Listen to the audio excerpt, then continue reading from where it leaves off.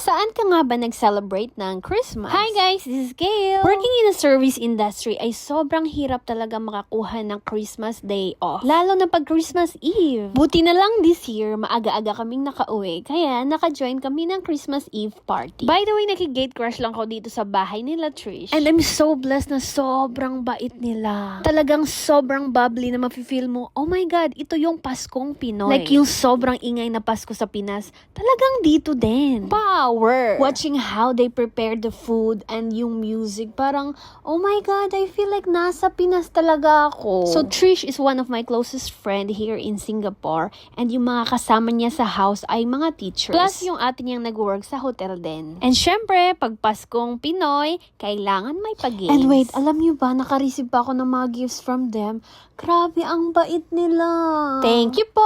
And guys, hindi pa natatapos ang ating Christmas party kasi the next day, ayun, from Bangkok, pumunta kami ng Hillview. So, pabukid kami ng pabukid, guys. But this is actually the planned Christmas party kasama ang aking wellness family. And kung napunood nyo yung previous vlog ko na nung nag-yat kami, sila yung mga kasama ko din. By the way, nakasama si Sam, yung isa ko pang close friend na Chinese Pinay. Tapos, prinang pa namin sila na English speaking lang si Sam. Pero Tagalog po siya. So, sinimulan na nga namin yung gabi by taking pictures. Kasi alam nyo naman, OFW tayo, malayo tayo. Hanggang sa pictures at videos na lang ang makikita ng mga family at friends natin sa Pinas. Kaya syempre, dapat gandahan natin, diba? And ready for our favorite part, kainan na!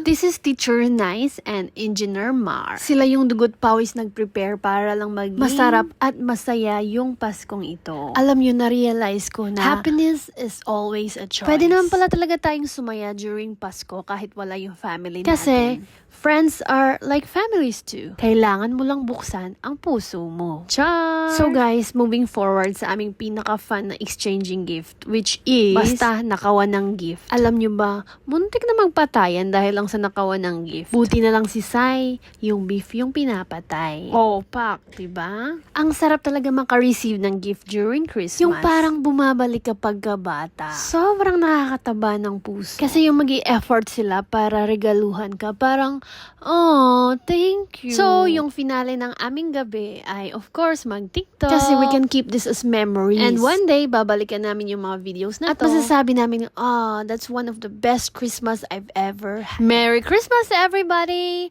Love you guys! Bye!